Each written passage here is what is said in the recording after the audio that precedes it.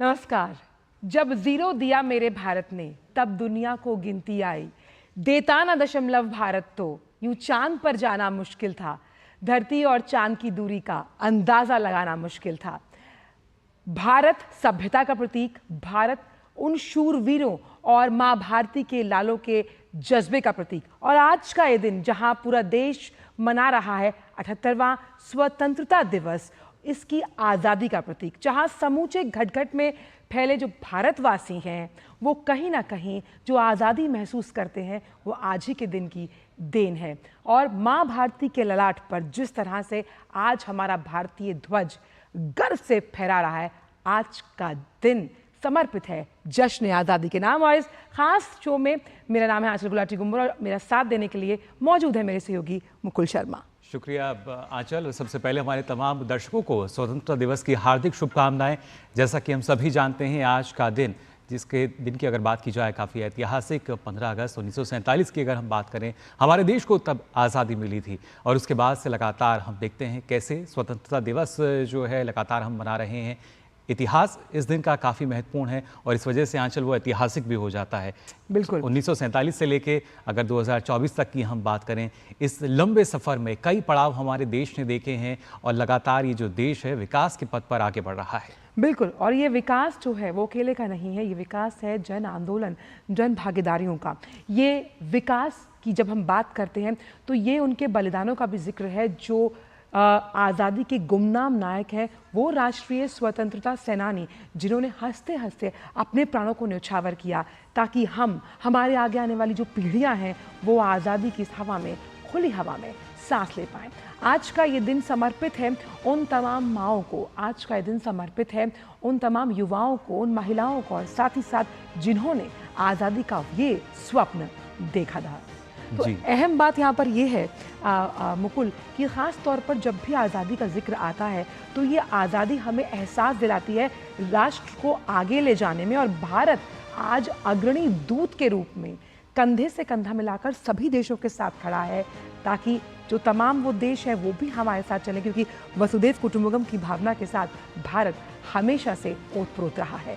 जी बिल्कुल, लेकिन ये जो सफ़र है बिल्कुल आसान नहीं था। हमारे न जाने कितने ही वीर वीरांगनाओं ने अपनी कुर्बानियाँ दी हैं और उसके बाद से लगातार इस देश को हम कह सकते हैं गति देने का काम किया है। उनकी कुर्बानियों ने ही जो ये देश लगातार विकास पथ पर आगे बढ़ रहा है।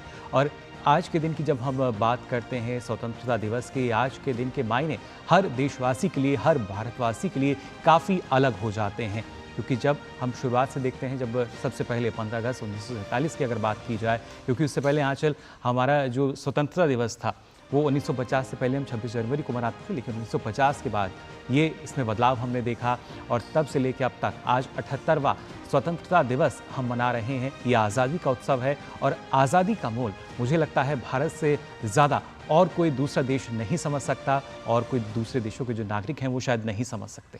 बिल्कुल। और साफ तौर पर जिस तरह से ये कई शब्दों में, कई वक्तव्यों में बहुत साफ तौर पर जाहिर है कि जिस जगह की प्रीत है वही रीत हम निभाते आ रहे हैं। हमें और भले ही कुछ ना आता हो लेकिन लोगों के दिलों पर राज करना और लोगों के दिलों को जीतना आता है। और ये वो देश है जहाँ नदियों को माँ के समान पूजा जाता है।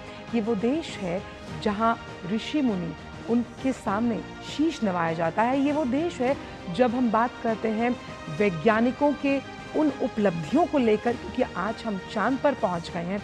ये वो देश है जहां पर फूलों से अर्पित कर उन सभी वीर बलिदानियों को श्रद्धा सुमन अर्पित किए जाते हैं। और ख़ास तौर पर अगर हम आज के भारत की बात करते हैं जिसका स्वरूप लगातार बदल रहा है, लेकिन मूल वही है, एक भारत श्रेष्ठ भारत की वो भावना। और आर्थिक प्रगति के पथ पर जिस तरह से हम अपने मार्ग को प्रशस्त करते जा रहे हैं, जिसमें सबकी जन भागीदारी है, क्या युवा, क्या महिला, और सशक्तिकरण के प्रतीक के साथ आत्मनिर्भर भारत के उस अमृत काल का स्वप्न जल्द से जल्द पूरा होगा।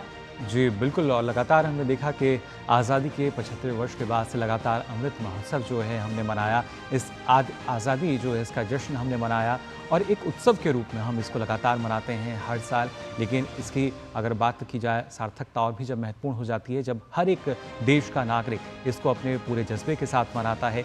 लेकिन ख़ास तौर से अगर बात की जाए उन तमाम जज्बों की, इसके साथ साथ उन तमाम वीरों की, वीर जवानों की जो लगातार माँ भारती के लिए लगातार अलग अलग सीमाओं पर तैनात रहते हैं, जिससे ये जो आज़ादी है इसी तरीके से कायम रहे। चलिए आपको उसी तरह चलते हैं लाल किले, जहां आज सारा एक्शन होने वाला है। सीधे पहुंचते हैं लाल किले की तरफ।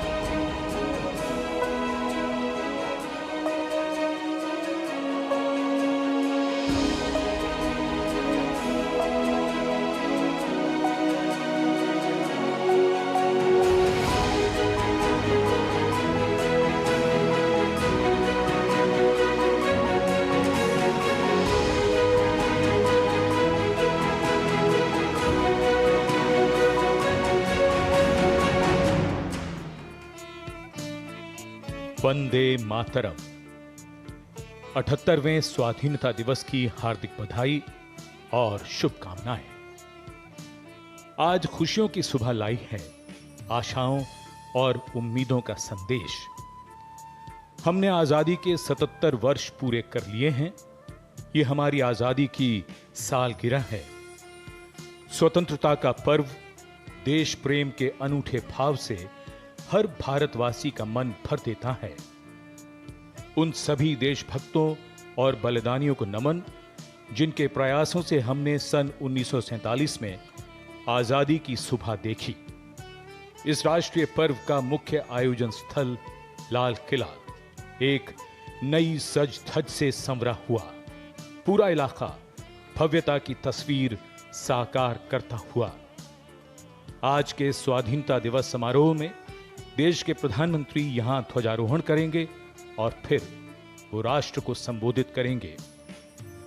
विकसित भारत के थीम के साथ इस बार हम अपना स्वाधीनता दिवस मना रहे हैं।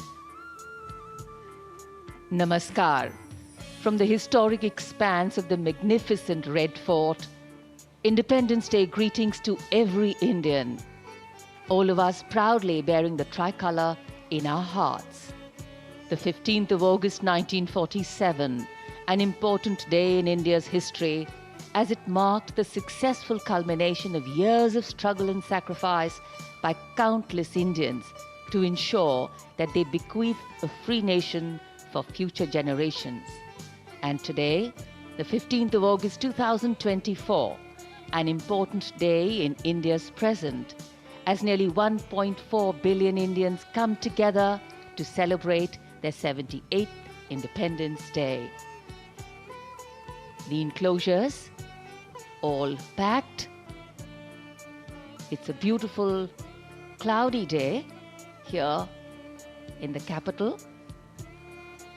And these are 2,000 NCC students and 500 NSS cadets, all of them over here, right in front to cross the ramparts of the Red Fort. And today we gather to celebrate this very special day with the past giving us context, serving as a point of reference. And in this saga, what went into bringing us where we are today, Some of the most inspiring stories are of people whom we have not even read about.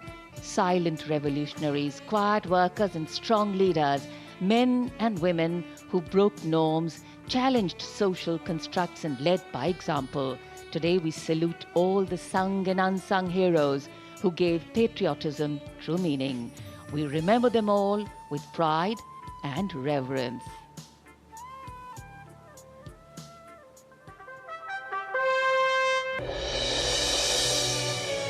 ये गौरव गाथा है भारत के उन अनगिनत नायकों की जिन्होंने अपना सब कुछ देश पर न्यौछावर कर दिया।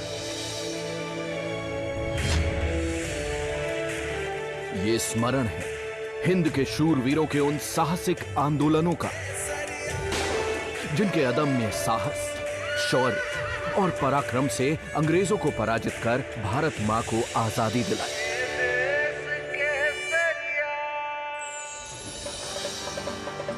परतंत्र भारत में अंग्रेजों के खिलाफ गुस्सा था, बगावती तेवर थे और हर आंख में बस रहा था आजादी का सपना।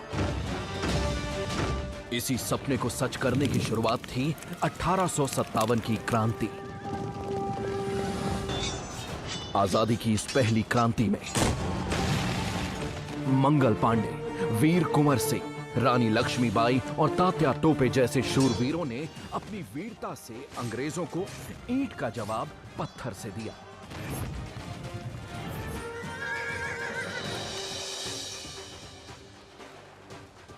राष्ट्र निर्माण की भावना और सबको संगठित करने के लक्ष्य के साथ 1885 में भारतीय राष्ट्रीय कांग्रेस की स्थापना हुई। आगे चलकर आजादी की लड़ाई में यह मील का पत्थर साबित हुआ।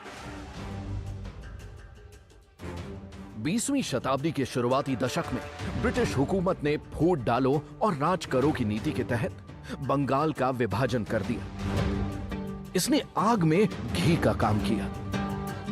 त्रिमूर्ति, लाल, बाल, पाल की रणनीति ने स्वतंत्रता संघर्ष में नई जान फूंक दी।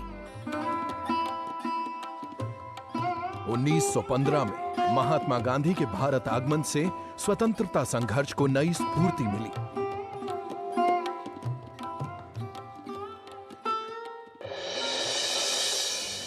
समय के साथ एक तरफ क्रांतिकारी गतिविधियां तेज हो रही थी, तो वहीं दूसरी तरफ महात्मा गांधी ने सत्य, अहिंसा और सत्याग्रह के अनुपम प्रयोग से ब्रिटिश शासन को स्तब्ध कर दिया। नील की खेती करने वाले किसानों को अंग्रेजों के मन माफिक शोषण से बचाने के लिए किए गए चंपारण सत्याग्रह ने स्वाधीनता आंदोलन को नई दिशा दी। पहली बार आजादी की लड़ाई ने अहिंसा और सत्याग्रह की ताकत को नजदीक से देखा और महसूस किया। 1919 में जलियांवाला बाग नरसंहार ने भारतीयों को आक्रोशित कर दिया। लोगों में गुस्सा और विरोध बढ़ने लगा। यहीं से शुरुआत हुई असहयोग आंदोलन की, जिससे स्वदेशी की मांग जोर पकड़ने लगी और बढ़ने लगी अंग्रेजों की मुश्किलें।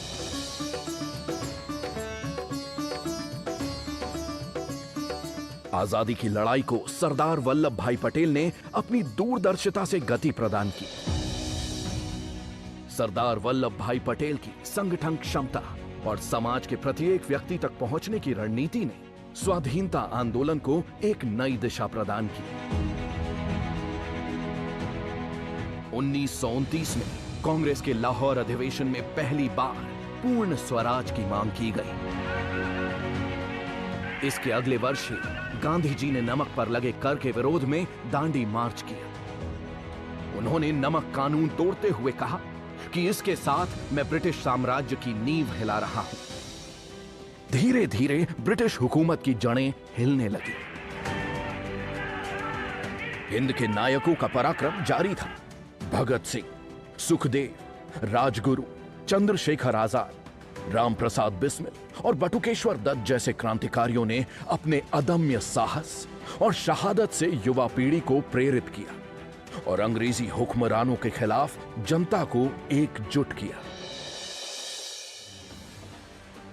1942-43 का समय एक तरफ सुभाष चंद्र बोस के नेतृत्व में आजाद हिंद फौज ब्रिटिश शासन की मुश्किलें बढ़ा रही थी। फौजी बनकर रहना है, दुख दर्द मुसीबत सहना, सुभाष का कहना है, चलो दिल्ली चल के रहना है।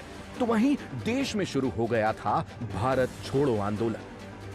करो या मरो के जज्बे से भरे इस आंदोलन में पूरे देश की भागीदारी रही। इस आंदोलन के बाद ही अंग्रेजी हुकूमत को एहसास हो गया था कि अब भारत को गुलाम बनाए रखना नामुमकिन है। आजादी की लड़ाई में राष्ट्रवादी कवि, लेखक, इतिहासकार और स्वतंत्रता संघर्ष के महानायक विनायक दामोदर सावरकर की भूमिका अतुलनीय रही। उन्होंने अपनी रचनात्मक सोच, अपने लेखन और विचारों से जनमानस को संगठित कर मातृभूमि के लिए सब कुछ न्यौछावर करने के लिए प्रेरित किया। बड़े आंदोलनों ने जहां स्वतंत्रता संघर्ष को मजबूती प्रदान की, वहीं क्षेत्रीय आंदोलन भी आजादी के लक्ष्य तक पहुंचने में मील का पत्थर साबित हुए। बिरसा मुंडा के नेतृत्व में मुंडा क्रांति, रानी गाइदिन्लियू के मार्गदर्शन में नागा आंदोलन, या फिर वीरता और दृढ़ संकल्प की प्रतिमूर्ति रानी चेन्नम्मा का कित्तूर संघर्ष। ऐसी ही अनगिनत गाथाओं और आंदोलनों का गौरवपूर्ण परिणाम है 15 अगस्त 1947। भारत आजाद हुआ और स्वतंत्र भारत में शान के साथ लहराया हमारा तिरंगा।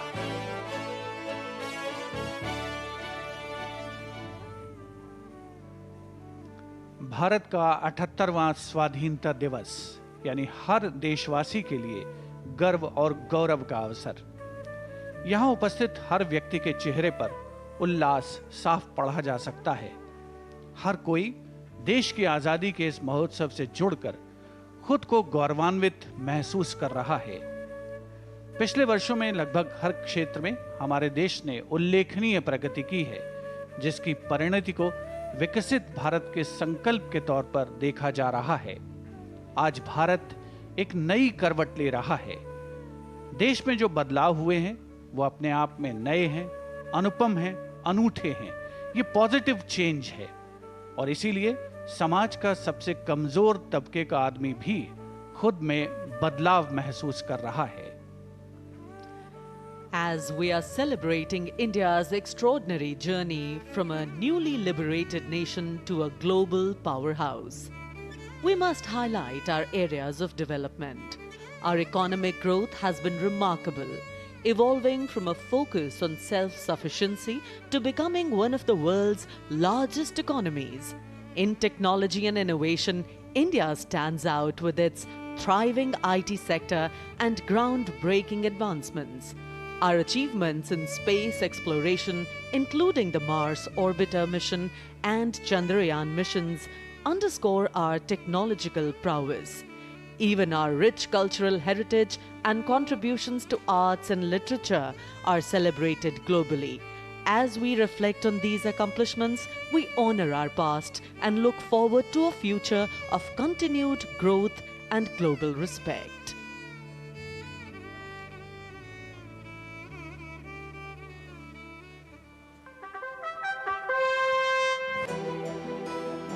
करोड़ों लोगों के सपने, लाखों बलिदानों और एक नए कल की चाह का स्वर्णिम परिणाम है 1947 के अगस्त माह की 15 तारीख।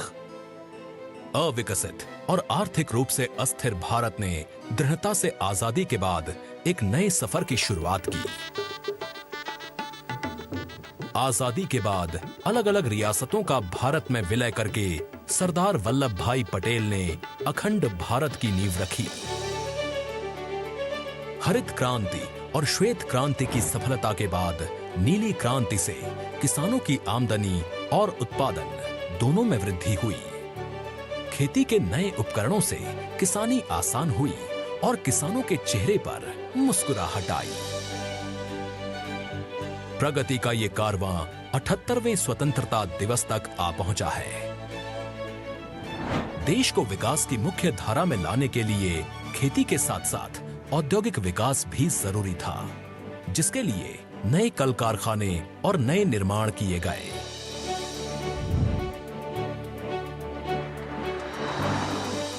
जीवनदायिनी नदियों पर ऊंचे लंबे बांध बनाकर जल प्रबंधन किया गया। बैंकों का राष्ट्रीयकरण हो, कंप्यूटर क्रांति या सूचना तकनीक में सार्थक बदलाव, इस देश ने समय के साथ तरक्की की ऊंची उड़ान भरी है। ये उड़ान अंतरिक्ष तक फैली और 1984 में पहले भारतीय बने राकेश शर्मा, जिन्होंने अंतरिक्ष में तिरंगा लहराया। मंगलयान और चंद्रयान की सफलता से दुनिया को चकित करने वाला भारत कम लागत में सफल प्रक्षेपण करने वाला एकमात्र देश है जिस पर पूरी दुनिया की नजरें टिकी हैं। Today, at 15:45 hours, पोखरण में सफल परमाणु परीक्षण कर दुनिया के चुनिंदा परमाणु शक्ति संपन्न देशों की फेहरिस्त में शामिल होकर भारत ने एक नया अध्याय लिखा। आज पूरे विश्व में भारतीय प्राचीन परंपरा योग को सराहा जा रहा है। अंतर्राष्ट्रीय योग दिवस भारतीय संस्कृति और गौरव का प्रतीक है। G20 के अध्यक्ष के रूप में भारत ने मिसाल कायम की। वहीं सार्क, नैम और ब्रिक्स जैसे प्रभावशाली संगठनों में भारत सदस्य देश से लेकर अब मार्गदर्शक की भूमिका निभाने की ओर अग्रसर है। नया भारत अब दुश्मनों पर दहाड़ रहा है।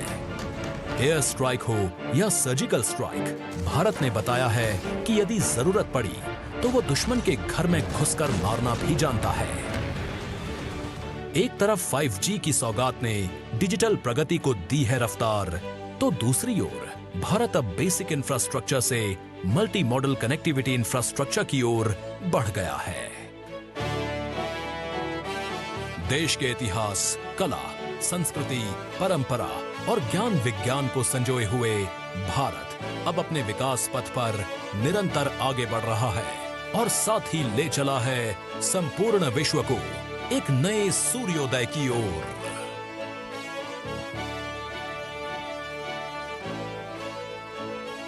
As we gather at the iconic Red Fort and as millions across the country tune in to witness this momentous occasion, we celebrate the rich tapestry that defines our nation. This moment also makes us ponder that independence was not just the end of colonial rule, but the beginning of a journey towards self-determination and growth. Today, India's strides in education and healthcare stand as testaments to the fruits of freedom.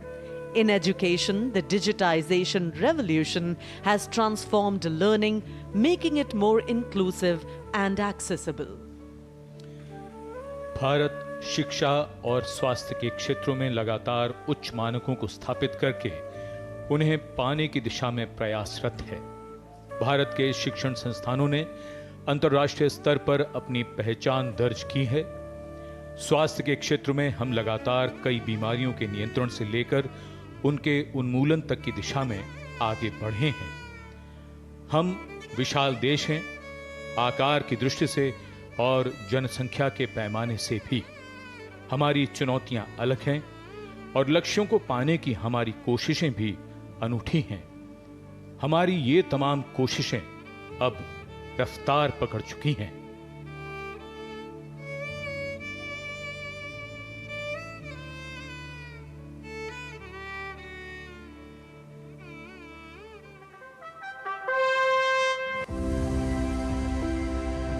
सपनों को साकार करने और प्रगति को रफ्तार देने का मुख्य आधार है शिक्षा। विकसित भारत की संकल्पना में कौशल और ज्ञान महत्वपूर्ण आयाम हैं और उस दिशा में हुई तरक्की ने भारत की गरिमा को और बढ़ाया है। भारतीय उच्च शिक्षा प्रणाली दुनिया में तीसरी सबसे बड़ी व्यवस्था है जो लगभग हर विषय में शिक्षा और प्रशिक्षण प्रदान करती है। आज देश में 10 में से करीब 8 लोग साक्षर हैं। हर साल तैयार होने वाले इंजीनियर्स के मामले में भारत ने अमेरिका और चीन को भी पीछे छोड़ दिया है। स्कूली छात्रों को गुणवत्तापूर्ण शिक्षा प्रदान करने के लिए सरकार 14,000 से अधिक पीएम श्री विद्यालय पर काम कर रही है। 2014 के बाद से देश में बड़ी संख्या में उच्च शिक्षा के नए संस्थान स्थापित किए गए हैं, जिनमें 7 IIT, 16 IIIT, 3000 नए ITI, 7 IIM और 390 विश्वविद्यालय शामिल हैं। 10,000 से अधिक अटल टिंकरिंग लैब्स में 1 करोड़ से अधिक छात्र इनोवेशन की दुनिया में अपनी सोच को साकार करने में लगातार आगे बढ़ रहे हैं। शिक्षा की तरह स्वास्थ्य क्षेत्र भी बेहद महत्वपूर्ण है। स्वास्थ्य और परिवार कल्याण के क्षेत्र में इस देश ने नए आयामों से उत्कृष्ट मिसाल पेश की है। स्वास्थ्य क्षेत्र में प्रगति के इस अमृत काल में 31 करोड़ से ज्यादा आयुष्मान कार्ड बने। बुनियादी स्वास्थ्य सेवाएं प्रदान करने के लिए 1 करोड़ 64 लाख आयुष्मान आरोग्य मंदिर स्थापित हुए हैं। गुणवत्तापूर्ण स्वास्थ्य सुविधा प्रदान करने के लिए एम्स की संख्या 7 से बढ़कर 22 हो गई है। मेडिकल कॉलेज 387 से बढ़कर 706 तक पहुंच गए हैं। स्नातक की सीटों में 112% और परास्नातक की सीटों में 126% सीटों की वृद्धि ने नई उम्मीद जगाई है। जन औषधि जेनेरिक दवाओं के इस्तेमाल से 28,000 करोड़ रुपए की बचत हुई है, जिससे निम्न और मध्यम वर्ग को बड़ी राहत मिली है। भारत आज दुनिया में तीसरा सबसे बड़ा इलाज के लिहाज से पसंद किया जाने वाला देश बन गया है। क्षय रोग समाप्त करने के लिए टीबी हारेगा देश जीतेगा जैसी मुहिम हो या फिर लाइफस्टाइल में बदलाव कर खुद को स्वस्थ रखने के लिए शुरू किया गया फिट इंडिया मूवमेंट, हर एक पहल ने देश को स्वस्थ और बेहतर बनाने में अहम भूमिका निभाई है। समग्र रूप से कहें तो शिक्षा और स्वास्थ्य क्षेत्र का ये आधुनिक कायाकल्प पूरा करेगा विकसित भारत का संकल्प।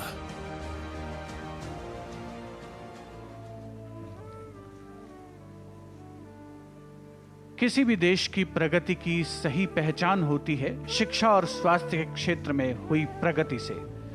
साथ ही आधारभूत संरचना में निवेश और वहां पर आशातीत विकास भी देश की प्रगति में महत्वपूर्ण भूमिका निभाता है। उभरते भारत की प्रगति के साक्षी रहे देशवासियों को इस बात का बखूबी एहसास है कि यहां तक का सफर तय करना आसान नहीं था, लेकिन कुछ बेहतर करने के संकल्प की ही ये जीत है कि आज हमारा देश हर क्षेत्र में प्रगति और विकास के नए आयाम लिख रहा है और आधारभूत संरचना में निवेश को भी समुचित प्रोत्साहन मिल रहा है। As a cross section of the audience would clearly show, India is a young country with an old civilization. Today, with the largest aggregate of young people in the world, India is seen as a vibrant democracy with a robust economy, well positioned to reap a demographic dividend. Young India is aspirational, aware, and alive to its dreams and ambitions. And today, as we celebrate our freedom and independence as a nation, we need to foreground the importance of interdependence as a people. An excited crowd awaiting for the festivities of celebration to begin with the Prime Minister's arrival. Prosperity, growth and advancement in silos, we all know, is self-limiting, and we are all deeply interlinked socially, physically and economically. Progress and development have to reflect in all sections and strata to make it sustainable for India, ensuring that it remains one of the fastest growing economies of the world.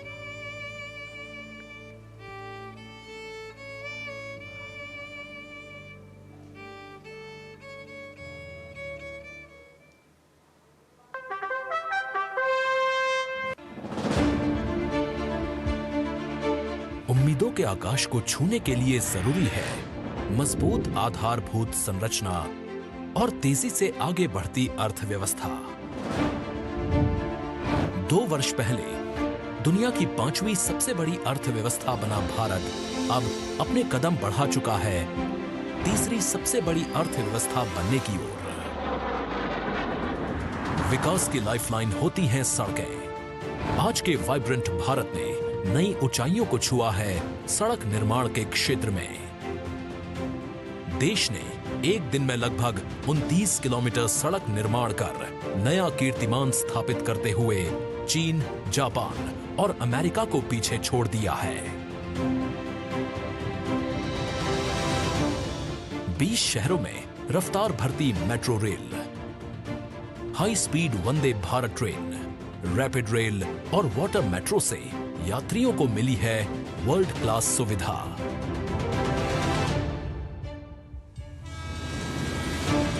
Rail network के लिहाज से दुनिया का चौथा सबसे बड़ा देश है भारत। रेलवे इलेक्ट्रिफिकेशन की बात करें तो इसकी प्रगति के क्या ही कहने। 2014 के 21,614 रूट किलोमीटर से बढ़कर अब 62,119 रूट किलोमीटर हो गया है।